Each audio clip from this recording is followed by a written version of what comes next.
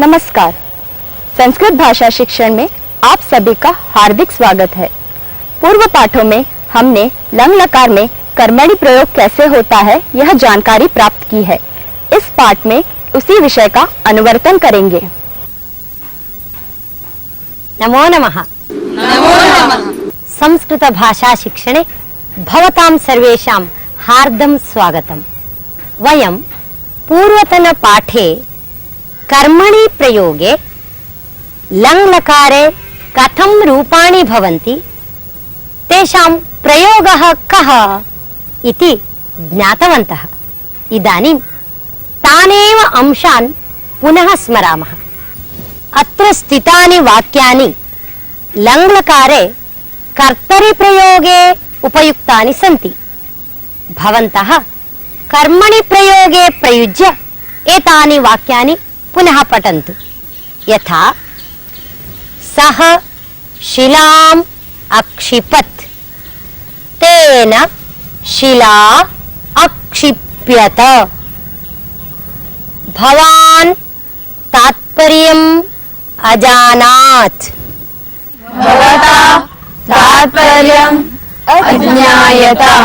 भवता तात्पर्यम् अज्ञायत।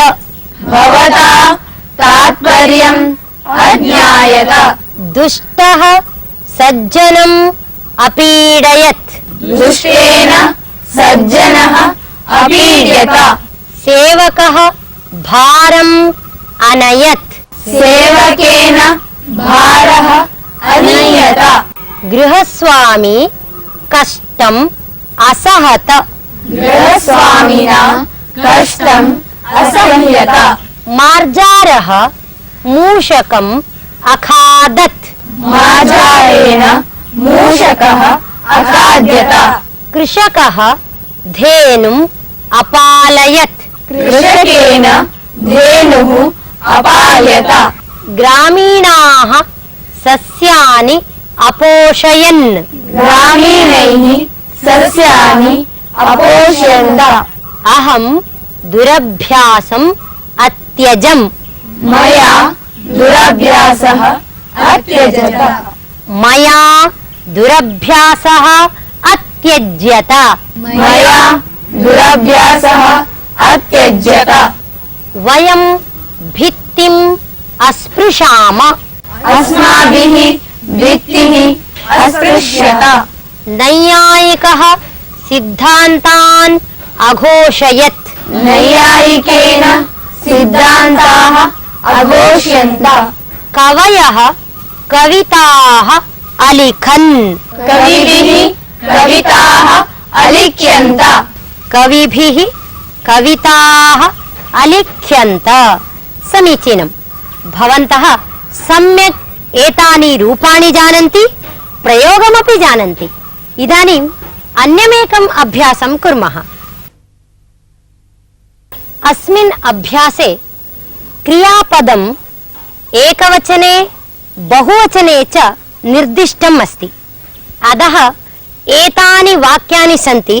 भवन्तः उचितं क्रियापदं संयोज्य एतानि वाक्यानि पुनः वदन्तु। भवान् वदतु। छात्रैः नगराणि, छात्रैः नगराणि दृश्यन्ते। पूजकेन देवः, पूजकेन देवः दृश्यते। मया एतत् गृहं, मया एतत् गृहं दृश्यते। महिलया ग्रामाः, महिलया ग्रामाः दृश्यन्ते। त्वया नाटकानि, त्वया नाटकानि दृश्यन्ते। मर्कटैः फलं, मर्कटैः फलं दृश्यते। बालकेन कन्दुकः, बालकेन कन्दुकः दृश्यते। भक्तैः भगवन्तः, भक्तैः भगवन्तः दृश्यन्ते। नैयायिकेन ग्रन्थाः, नैयायिकेन ग्रन्थाः दृश्यन्ते। शिक्षकैः उद्यानानि, शिक्षकैः उद्यानानि दृश्यन्ते। शिक्षकैः उद्यानानि। पुनः वदतु। शिक्षकैः उद्यानानि दृश्यन्ते। हंसैः पुष्करिणी हंसैः पुष्करिणी दृश्यते। इदानीं मिलित्वा वदन्तु। गोपालेन गावः गोपालेन गावः दृश्यन्ते। धनिकाभ्यां धनं धनिकाभ्यां धनं दृश्यते।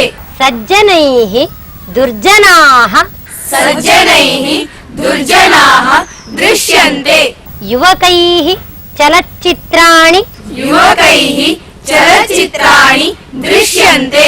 भ्रमरैः पुष्पाणि भ्रमरैः पुष्पाणि दृश्यन्ते।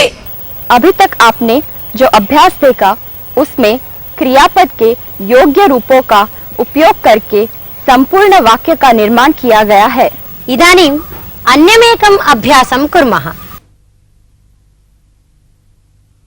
अत्र वाक्यम् अपूर्णम् अस्ति। पुरतः धातुः निर्दिष्टः अस्ति। भवन्तः तस्य धातोः लङ्लकारे कर्मणि रूपाणि उपयुज्य वाक्यानि पूरयन्तु। भवती आरम्भं करोतु।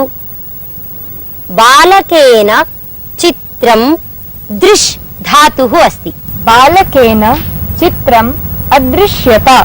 छात्रेण आसन्दः नी धातुः अस्ति। छात्रेण आसन्दः अनीयत। शिष्येण दक्षिणा दा।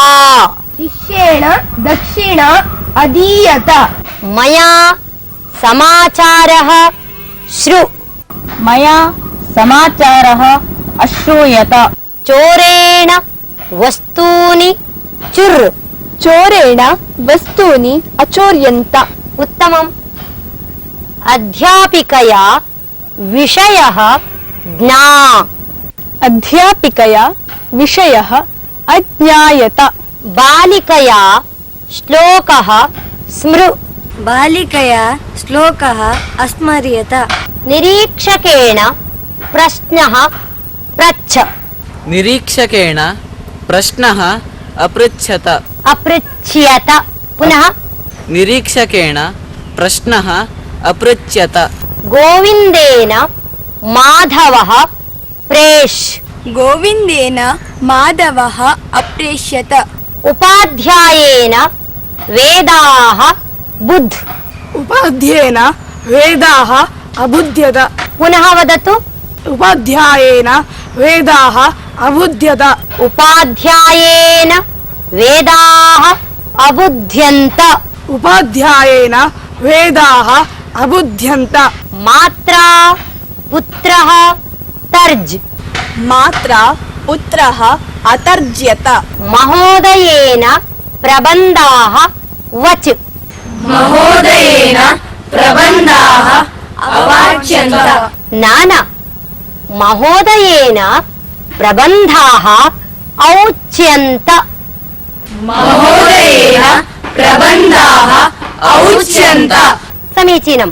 भवन्तः लङ्लकारस्य कर्मणि प्रयोगे बहु निपुणाः सञ्जाताः। इस अभ्यास में आगे दिए गए धातु का कर्मणि लंग लकार रूप का प्रयोग करने से वाक्य निर्माण किया गया है। इदानीं नूतनम् एकम् अंशं जानीमः। केचन सोपसर्गाः धातवः भवन्ति। धातोः पूर्वम् उपसर्गाः संयुक्ताः भवन्ति इति वयं जानीमः एव। सोपसर्गाणां धातूनां लङ्लकाररूपाणि किञ्चित् विशिष्टानि भवन्ति। यथा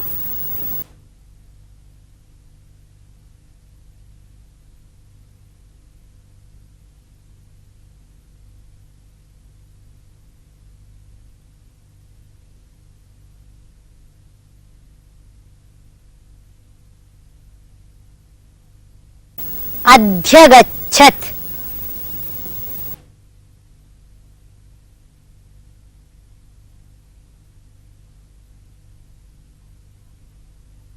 अन्वसरत्।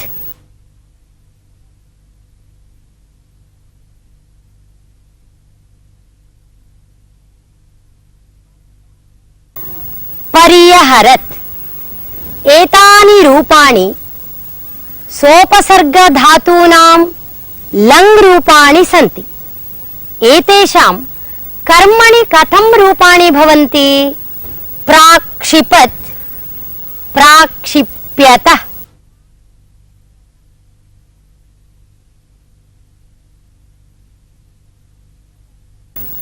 अध्यगच्छत्, अध्यगम्यत।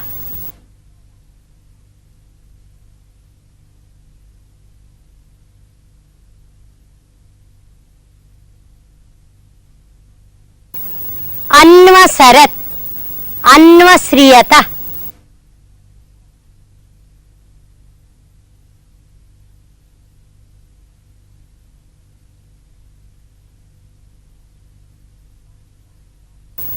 पर्यहरत्, पर्यह्रियत।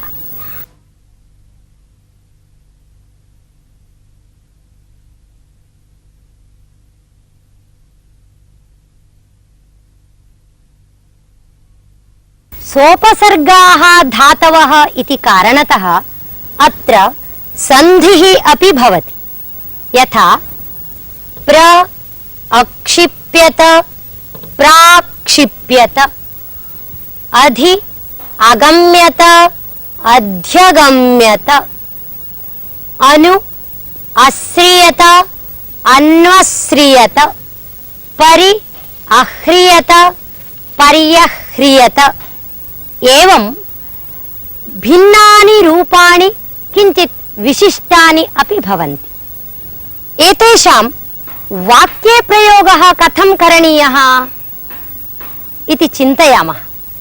अहम् इदानीं कानिचन वाक्यानि वदामि। यथा कपिना फलं प्राक्षिप्यत, पंडितेन वेदार्थः अध्यगम्यत, शिष्येण गुरुः अन्वस्रियत, गुरुणा समस्या पर्यह्रियत।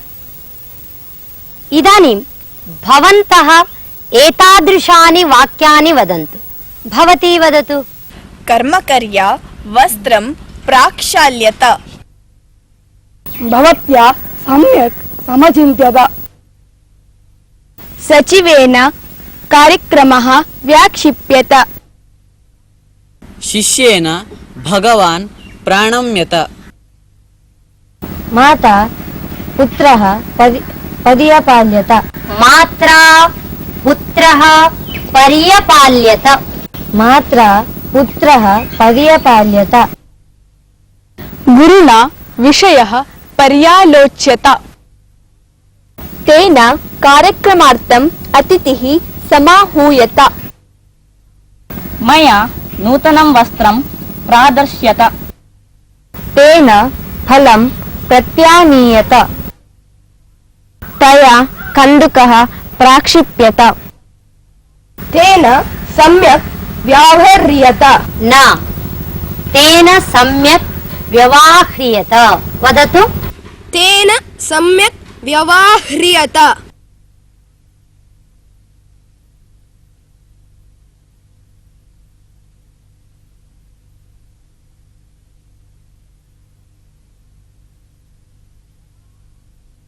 व्यवह्रियत। अत्र वि अव अह्रियत इति रूपं भवति। वि अव इति उपसर्गद्वयम् अस्ति, अतः रूपं भवति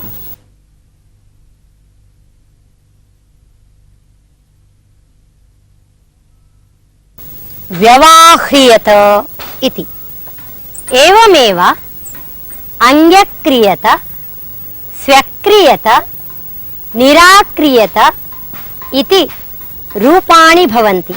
एतेषां प्रयोगे जागरूकता ओढव्या। यत्र सन्धेः अवसरः अस्ति तत्र सन्धिं कृत्वा एव रूपं करणीयं भवति। उपसर्ग सहित धातु में कर्मणि लंग लकार का रूप कैसे बनता है यह भी आपने देखा है। वयमिदानीम् एकं सुभाषितं शृणुमः।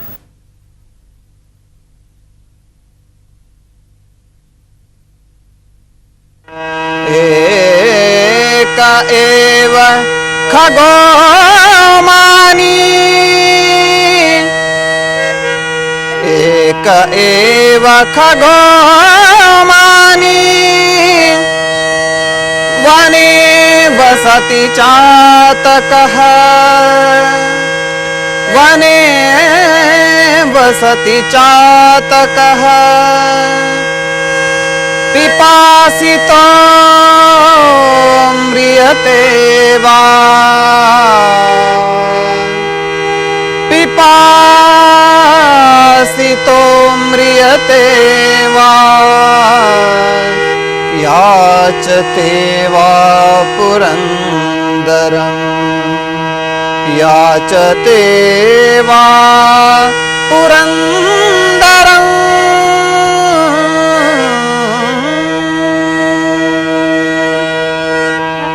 एक एव खगो मानी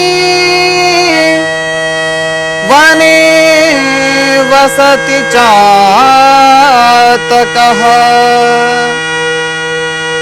पिपासितो म्रियते वा याचते वा पुरन्दरम् याचते वा पुरन्दरम्।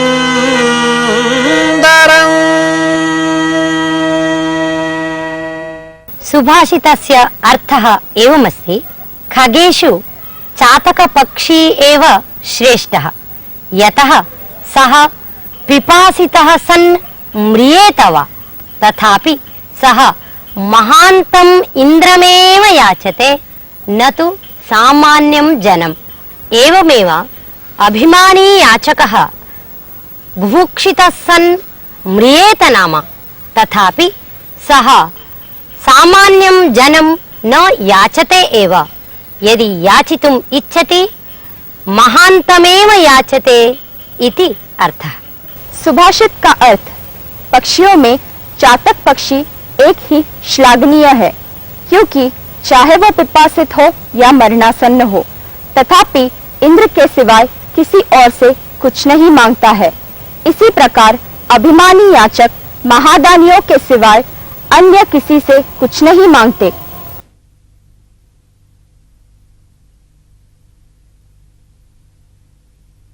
अहमिदानीम् एकां कथां वदामि। कश्चित् चोरः आसीत्। सः चौर्यार्थं राजभवनं प्रविष्टवान्। तत्र एकस्मिन् मञ्चे महाराजः शयितवान् आसीत्, पार्श्वे महाराज्ञी च आसीत्। तयोः परस्परं सम्भाषणं प्रचलति स्म। महाराज्ञी पृष्टवती, भोः अस्माकं पुत्री विवाहवयस्का सञ्जाता खलु, स्मरति भवान् इति। तदा महाराजः उक्तवान्, किमर्थम् इदानीं त्वरां करोति भवती? सर्वमपि काले एव सम्भविष्यति इति उक्तवान्। विवाहः युक्ते काले एव भवेत् खलु, अतः शीघ्रमेव वरान्वेषणं करणीयम् इति महाराज्ञी उक्तवती। तदा महाराजः उक्तवान्, भोः चिन्ता मास्तु, आवयोः पुत्री बहु सुन्दरी अस्ति, तस्याः वरान्वेषणं कष्टकरं न भवति इति। तदा महाराज्ञी पृष्टवती, भोः वरान्वेषणं तावत् सुलभं किं, कुत्र वरः लभ्यते इति। तदा महाराजः उक्तवान्, नगरस्य समीपे ऋष्याश्रमः अस्ति, तत्र केचन ऋषिकुमाराः सन्ति। ते विद्यावन्तः, धीमन्तः, सभ्याः च। तेषु एकं चिनुमः, पुत्र्याः विवाहं करिष्यामः इति राजा उक्तवान्। तत् श्रुत्वा राज्ञी पृष्टवती, भोः तेषु सुन्दराः सन्ति वा? अहमपि शीघ्रं द्रष्टुमिच्छामि, कदा गच्छामः आश्रमम् इति पृष्टवती। तदा महाराजः उक्तवान्, मम बहूनि राजकार्याणि सन्ति, सद्यः एव गमिष्यामः, चिन्तां न करोतु भवती इति उक्तवान्। एतत् सर्वं चोरः श्रुतवान्। सः मनसि चिन्तितवान् यत् अहं शीघ्रमेव ऋष्याश्रमं गच्छामि, ऋषिकुमारः इव सर्वस्य आचरणं करोमि, तदा राजा आगमिष्यति, मां द्रक्ष्यति, एषः एव मम पुत्र्याः वरः भवतु इति अङ्गीकरिष्यति। इदानीं चौर्येण किञ्चितेव धनं लभ्यते खलु, भविष्यं कः जानाति? यदि राजपुत्र्याः पतिः अहं भविष्यामि तर्हि एतत् समग्र राज्यम् अपि मम एव भविष्यति इति। एतत् सर्वं निश्चित्य चोरः आश्रमं गतवान्, ऋषिकुमाराः इव आचरणम् आरब्धवान्। आचरणे सहजता भवेत् खलु, अतः सः प्रतिदिनं नदी स्नानं कृतवान्, वेदाध्ययनमपि करोति स्म। एवं ऋषिकुमाराः इव वेदाध्ययनं, पूजनम्, आचरणम् इत्यादिकं सर्वमपि करोति स्म। इदानीं चोरस्य मनः ऋषिजीवने आसक्तम् अभवत्। सप्ताहद्वयम् अतीतं, राजा आश्रमम् आगतवान्, सर्वान् ऋषिकुमारान् परिशीलितवान्। एतं चोरवेषधारिणं ऋषिकुमारम् अपि दृष्टवान्। तं दृष्ट्वा उक्तवान्, भोः आर्य, भवान् मम पुत्र्याः पाणिग्रहणं करोतु इति। तदा चोरः उक्तवान्, पूर्वम् अहम् एतदर्थमेव प्रयत्नं कृतवान्, ऋषिजीवनम् आचरितवान्, किन्तु 15 दिनानि अत्र वासं कृतवान्। एतेषां ऋषिकुमाराणां सहवासेन सारासारविवेकं प्राप्तवान्। इदानीम् अहं भोगजीवनं न इच्छामि इति। एवं ऋषिकुमाराणां सहवासेन चोरः अपि ऋषिकुमाराः इव निस्पृहः सञ्जातः। कथायाः अर्थः ज्ञातः खलु? आम्, ज्ञातः। धन्यवादः। नमो नमः। नमो नमः। इसी के साथ यह पाठ यही समाप्त होता है। अगले पाठ में हम फिर मिलेंगे, तब तक के लिए धन्यवाद।